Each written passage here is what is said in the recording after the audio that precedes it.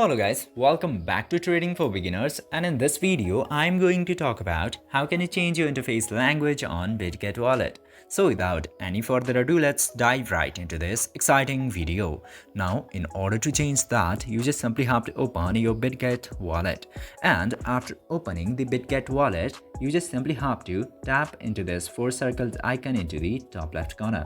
Tap into that, and after tapping into there, you will get this language option into preferences. Just simply select this language option, and then you can select between these many languages into this section. Just simply choose the language which you would like to select. I'm selecting this, I don't know, it looks like Chinese. I'm selecting this Chinese option, and as you can see here, my app is successfully changed into this language. This way you can very easily change your interface language of Bitget Wallet.